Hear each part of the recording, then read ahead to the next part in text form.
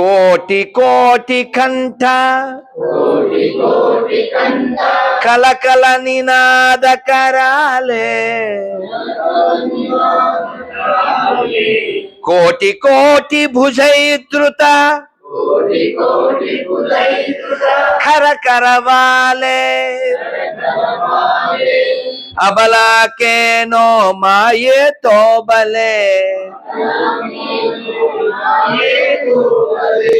बहुबलधारिणी नमामि तारिणी रिपुदल वारिणी मातरं वंदे मातरं तुमि विद्या तुमि धर्म तुमि हृदि तुमि मर्म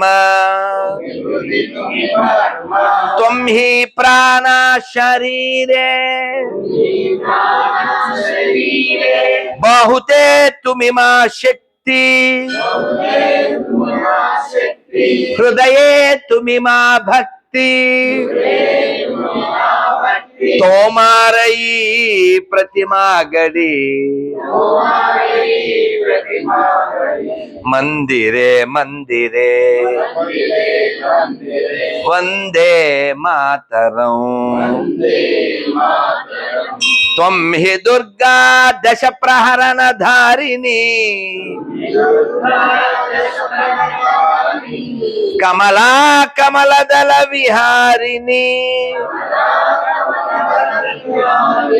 वाणी विद्यादायिनी नमामि त्वां नमामि कमला अमला अतुला सुजला सुफला मातरं वंदे मातरं श्यामला सरला सुस्मिता भूषिता धरणीं भरणीं मातरं वंदे मातरं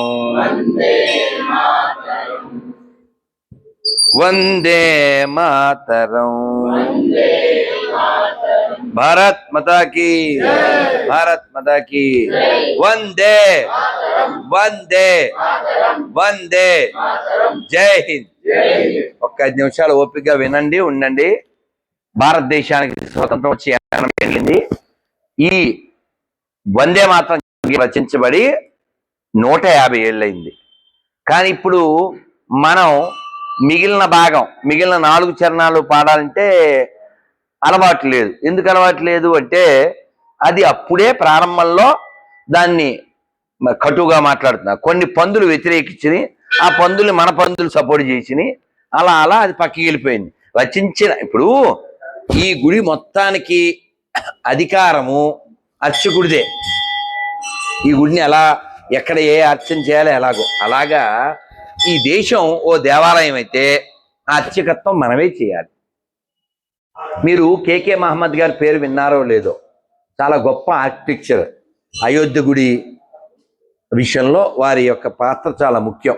ఇప్పుడు మనం కొత్తగా వారు ఇవాళ ఉదయం కూడా విన్నాను, India is a secular country, why? Because Hindus are majority. ఏమన్నా అర్థమైందా? హిందువులు మెజారిటీగా ఉన్నారు కాబట్టే భారతదేశం సెక్యులర్ కంట్రీ అని పిలువబడుతుంది, సెక్యులర్గా ఉంది। ఒకసారి మనం మైనారిటీ అయితే పాకిస్తాన్ వస్తుంది, బంగ్లాదేశ్ వస్తుంది। కాబట్టి మీరు అందరూ అన్నీ ఒకటే అని గుడ్డిగా ఉండకండి। మీరు గుడ్ పర్సన్ అయి ఉండాలి, GOOD గుడ్ పర్సన్ అయి ఉండాలి। కాబట్టి గుడ్డే బిస్కెట్ కూడా తినచ్చు, కానీ గుడ్డి పర్సన్ కాకూడదు। గుడ్డి పర్సన్ అంటే ఎవరి దగ్గర పడితే ఆడి దగ్గరికి వెళ్ళి కొనేయడం, ఎవరి దగ్గర పడితే ఆడి దగ్గర తినేయడం, ఎవరిని పడితే వాడిని భయ్యా అనేయడం। మనం గోవుని అమ్మ అని భావిస్తాం, ఈ భూమిని భారతమాత భూమాత అని పిలుస్తాం, డబ్బుల్ని లక్ష్మీదేవి అంటాం, పుస్తకాన్ని సరస్వతి అంటాం, నేలని గంగమ్మ అంటాం, గోవుని గోమాత అంటాం. అంటే నీళ్ళల్లో, పశువులో, మట్టిలో, చెట్టులో అన్నిట్లో ఎవరిని చూస్తాం మనం? అమ్మని. అమ్మని మనం చూస్తాం. అమ్మలో కూడా ఇంకెవరినో చూసే జాతి వేరే ఉంది. కాబట్టి ఇలాంటి జాతిని మనం కాపాడుకోకపోతే భూమండలం మీద మానవత్వం ఉండదు. కాబట్టి మీలో ఎవరైనా దరిద్రులు ఉంటే, అంటే ఏంటి దరిద్రులు అంటే? డబ్బులు లేని వాళ్ళు కాదు, జ్ఞానం లేని వాళ్ళని దరిద్రులు అంటారు. గతం మరిచిన వాళ్ళని దరిద్రులు అంటారు. చరిత్ర తెలియని వాళ్ళు దరిద్రులు అంటారు. అటువంటి వాళ్ళు హిందువుల్లో దండిగా ఉన్నారు.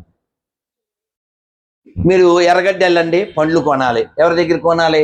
ఎవరు ఉమ్మేస్తారో వాళ్ళ దగ్గరే, ఎవరు మీ అమ్మాయిని అమ్మేస్తారో వాళ్ళ దగ్గరే. ఆలోచించాలా వద్దా? కాబట్టి దేవుడికి పూలు పెట్టకపోయినా పర్వాలేదు. అదేంటి సార్ ఇలా మాట్లాడుతున్నారు? ఎవరైతే ఆ పువ్వుల్లో లక్ష్మీదేవిని చూస్తారో, ఎవరైతే ఇది ఉత్త గొడ్డ కాదు, ఇది జాతి ప్రతీక, స్వాతంత్రానికి ప్రతీకగా చూస్తారో, వందే మాత్రం పాడడానికి హెజిటేట్ అవ్వరో, ఎవరు జాతీయ జెండాకి సాల్యూట్ చేస్తారో, ఈ భూమే నాకు ముఖ్యం, పాకిస్తాను పాలస్తీనా కాదు అంటారో వాళ్ళ దగ్గర కొనండి, లేకపోతే కొనకండి. దేవుడు పూలు పెట్టబడే పర్లేదు, దేవుడు పళ్ళు పెట్టబడే పర్లేదు. ఒక్క అబద్ధం మాత్రం ఆడకండి. మీరు ఇన్ని రోజులు అలవాటు అయిపోయిన అబద్ధం. రఘుపతి రాఘవ రాజారాం పతిత పావన సీతారాం, మూడో లైన్ ఏంటి? పచ్చి అబద్ధం. అది మనకు అలవాటు చేసాడు పొట్టోడు రీమిక్స్, మనం పాడేస్తున్నాం. అది నిజమా? ఏం పేరు నీ పేరు? మీ పేరు సార్? గురుదాస్. మీ పేరు? ఈశ్వర్ రెడ్డి. మీ పేరు? అమ్మ మీ పేరు? మీ పేరు చెప్తారు. పార్వతి, ప్రశాంతి, జానకరావు అందరూ చెప్తారు. ఇది అబ్దుల్లాతో చెప్పిస్తారా? ఈశ్వరల్లా తేరేనామని. దేవుడికి చాలా పేర్లు ఉంటాయి. అందరు చెప్పండి. ఓం ఒక అక్షరం చెప్పండి. రామ్, శ్యామ్, హరి, మధు రెండు అక్షరాలు చెప్పండి. గోవింద, మాధవ, కేశవ, అచ్యుత మూడు అక్షరాలు చెప్పండి. నారాయణ, జనార్దన, వాసుదేవ, మహాదేవ నాలుగు అక్షరాలు. ఓం నమ శివాయ, ఓం నమ శివాయ, ఓం నమ శివాయ. ఎన్ని అక్షరాలు? 5 చెప్పండి. ఓం నమో నారాయణాయ, ఓం నమో నారాయణాయ. ఇది 8 అక్షరాలు. ఇప్పుడు 2 చేతులు పైకెత్తండి చెప్పండి. హరే కృష్ణ, హరే కృష్ణ, కృష్ణ కృష్ణ, హరే హరే, హరే రామ, హరే రామ, రామ రామ, హరే హరే. భారత్ మాతాకి. ఇప్పుడు ఈ హరే కృష్ణ మంత్రం 32 అక్షరాలు. మీరు దైవాన్ని పొందడానికి ఒక్క ఓం చాలు, 2 అక్షరాల హరి చాలు, 4 అక్షరాల నారాయణ చాలు, 5 అక్షరాలు నమశివాయ చాలు, 8 అక్షరాలు నమో నారాయణ చాలు, 16 పదాలు 32 అక్షరాల హరికృష్ణ మంత్రం. ఎన్ని అక్షరాల్లోనైనా భగవంతుని పొందొచ్చు. కానీ పాకిస్తాన్ ఎందుకు పుట్టింది? బంగ్లాదేశ్ ఎందుకు పుట్టింది? అబ్బే అలా కుదరదు, 2 అక్షరాలతోనే పిలవాలి అనేటువంటి వాళ్ళ వల్ల ఈ దేశం 2 ముక్కలైపోయింది. నువ్వు వాడిని భయ్యా అంటావు, నిన్నేం దేంతో కొట్టాలా? ఇప్పటికీ అదే భావంతో ఉన్నారు. నిన్న కూడా బంగ్లాదేశోడు మేము ఈ దేశాన్ని మేము మార్చేస్తాం, ఆక్రమిస్తాం అంటున్నారు. మనం ఎక్కడన్నా అలాంటి పని చేస్తామా? కాబట్టి ఈ దేశం బాగుండాలంటే హిందువులు బాగుండాలి. మనం కొనేటప్పుడు తినేటప్పుడు హిందీలో దేకాలి. అదవుతుందా? హిందీలో దేకడం అంటే చూడాలి ఎవరి దగ్గర కొంటున్నామా. లక్ష్మీ నరసింహ టిఫిన్ సెంటర్ తినేసాక ఫోన్పే కొడతాం. లక్ష్మీదేవి ఉండదు, నరసింహ ఉండడు, నజీరుద్దీన్ ఉంటాడు. అందుకని ముందే స్కాన్ చేయండి. అదైందా? కొనేటప్పుడు తినేటప్పుడు మన ఒక్కలమే భూమి మీద. సర్వే జన అన్నాం. అందులో కులం లేదు, ప్రాంతం లేదు, భాష లేదు, పార్టీ లేదు, అందరూ బాగుండాలి. ఇది మన కోరిక. మరి మిగిలిన వాళ్ళకి హిందువులను ఎలా వేసేయాలి, హిందూ అమ్మాయిలను ఎలా ఎత్తుపోవాలి, హిందూ దేవాలయాలు ఎలా నాశనం చేయాలి, ఎన్ని కోల్పోయాని తెలుసా? ప్రపంచంలో ఎక్కడైనా పాడైన మసీదు, పాడైన చర్చ్ ఉంటుందా? కానీ పాడైన దేవాలయాలు హిందువులు మెజార్టీగా ఉండే దేశంలో వేల కొద్దీ ఉన్నాయి. కాబట్టి మీరు ఏదో బతకండి, హిందూగా బతకండి, గట్టి హిందూగా. పిడికిలు బిగించండి చెప్పండి. శారీరక, మానసిక, ఆర్థిక, ఆధ్యాత్మిక, సామాజిక, రాజకీయ ఈ 6 బలములు సదా సర్వదా శతదా సహస్రదా పొందుటకై ఒక హిందువుగా ఎల్లవేళలా ప్రయత్నించదను. మర్చిపోకండి. ఎక్కడ గురితే అక్కడ దేశాన్ని బలోపేతం చేయడానికి ప్రయత్నించండి. చూడండి, ఎన్ని రైళ్లు వచ్చినాయి, ఎన్ని విమానాశ్రయాలు పెరిగినాయి, ఎన్ని రోడ్లు పెరిగినాయి. కానీ ఇవన్నీ నువ్వు లేకపోతే ఇవన్నీ ఆక్రమించబడతాయి. అదవుతుందా? అందుకని బలంగా ఉండండి. లోపల బయట కూడా బలంగా ఉండండి. ఏదో బతకద్దండి. రోజు రామాయణం వినండి, భౌతికత చదవండి, పిల్లలకి చెప్పండి, వాళ్ళకి నేర్పిస్తే వింటారు. ఈ పిల్ల గాజులు ఎందుకు వేసుకుందే? వాళ్ళమ్మ సరిగా ఉంది, వాళ్ళ నాన్న సరిగా ఉన్నాడు కాబట్టి. మన ఆడపిల్లంతా చెడ్డోళ్ళు కాదు, నువ్వు నేర్పిస్తే వింటారు. చెప్పండి అందరూ, కట్టు, బొట్టు, జుట్టు, అప్పుడే హిట్టు, లేదా పట్టు. మీకు అర్థమైందా? ఒక ప్రతిజ్ఞ చేసుకోండి, చేయబెట్టండి. ఈ భారతదేశంలో, ఈ హిందూ రాష్ట్రంలో, ఈ ఆర్యావర్తనంలో, ఈ ధర్మభూమిలో, ఈ కర్మభూమిలో, ఈ పుణ్యభూమిలో, ఈ వేద భూమిలో, ఈ ఋషి భూమిలో, ఈ దేవభూమిలో, ఈ పవిత్ర భారతదేశంలో హిందువుగా జన్మించిన నేను, హిందువుగా జీవిస్తున్న నేను, హిందువుల దగ్గరే కొంటాను, హిందువుల దగ్గరే తింటాను, హిందువులాగే ఉంటాను. భారత్ మాతాకి. మీ అందరికీ మరొక్కసారి 80వ స్వాతంత్ర దినోత్సవ శుభాకాంక్షలు. ఈ స్వాతంత్రం 1000 ఏళ్ల పోరాటం తర్వాత లక్షల మంది మరణిస్తే వచ్చింది. లక్షల మంది మానభంగాలైతే, లక్షల మంది ప్రాణాలు పోతే వచ్చింది.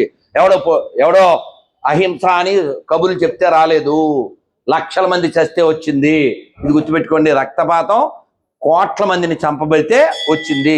ఇది మనం కొనసాగించాలంటే మనం బలంగా ఉండాలి. లేకపోతే వాళ్ళు మళ్ళీ పార్ట్ 2 కోసం రెడీగా ఉన్నారు.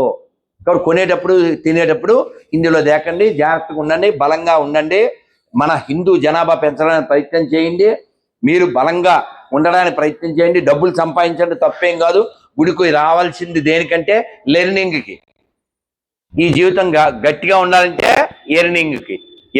లెర్నింగు ఇది బర్నింగ్ అయ్యే వరకు మానకండి. ఏమన్నా అర్థమైందా? డబ్బు లేకపోతే ఇప్పుడు వచ్చి పసుపు ముద్దలు ఎలా చేస్తున్నారు? బండి మీద ఎలా వచ్చారు? డబ్బులు కావాలి. కానీ మన డబ్బులు ఎక్కడ పోతున్నాయి? ధర్మానికి ఏమైనా ఉపయోగపడుతున్నాయా? ఎవరికన్నా మీ పిల్లలు బర్త్డే చేశారు, కేకులు కోసి కేకలేయడమేనా? వాళ్ళకి ఎప్పుడన్నా బుక్ ఇచ్చారా? ఆ పిల్లల చేత వేరే పిల్లలకి బుక్కులు ఇప్పిస్తే ఏమవుద్ది?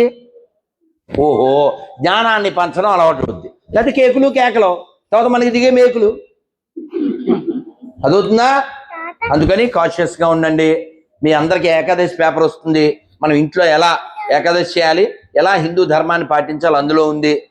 భారత్ అఖండంగా ఉండాలి, భారత్ చెడిపోకుండా విడిపోకుండా ఉండాలంటే ఈ జాతీయ జెండా ఉండాలంటే మన జాతి ఉండాలి. హిందువులు తగ్గిపోయిన చోట జాతీయ జెండా ఉండదు. ఇవాళ పొద్దున్నే చూసాం, కేరళలో పందులు అక్కడ జాతీయ జెండా మీద నిలబడి, ఇజ్రాయెల్ జెండా మన జెండా కలిపి కుట్టి దాని మీద నిలబడి ఆడు పాకిస్తాన్ జెండా ఎగరేస్తాడు. కేరళలో పందులు పెరిగితే అది. వీళ్ళు ఎవరైనా బయ్యాని కుయ్యగడు ఉంటే మారండి. అదవుతుందా? ఎవరిని పడితే అని భయ్య అనకూడదా? తినే దాంట్లో ఉమ్మేసేవాడు ఎలా భయ్య అవుతాడు? అవును, కోసేవాడు ఎలా భయ్య అవుతాడు? దేవాలయాన్ని కొలగొట్టేవాడు ఎలా భయ్య అవుతాడు? దేశాన్ని చీల్చేవాడు ఎలా భయ్య అవుతాడు? ఆలోచించండి, మాట్లాడండి. మన భగవద్గీత ఉంది, భాగవతం ఉంది, రామాయణం ఉంది. చాలా గొప్ప దేశం. ప్రపంచంలో ఇలాంటి దేశం ఇంకెక్కడా లేదు. మొన్న ఎక్కడ ఇండోనేషియా అధ్యక్షుడు వచ్చి చెప్పాడు, ఇక్కడికి ఎన్నో వేల కిలోమీటర్ల దూరం, ఈ భారతీయ సంగీతం వింటే నా హృదయం పొంగుతుంది, ఎందుకంటే నా డిఎన్ఏ కూడా ఇదే అని. ఆఫ్ఘనిస్తాన్ మంత్రి చెప్పాడు, పాకిస్తాన్ మంత్రి చెప్పాడు. ఎందుకంటే వాళ్ళందరూ మన వాళ్ళే. ప్రపంచంలో ఎవిడెన్స్ ఉన్నది మనకే, ఎథిక్స్ ఉన్నది మనకే, ఎపిక్స్ ఉన్నది మనకే. కాబట్టి దేశాన్ని కాపాడుకుందాం. భారత్ మాతాకి, భారత్ మాతాకి జై శ్రీరామ్. వందే వందే.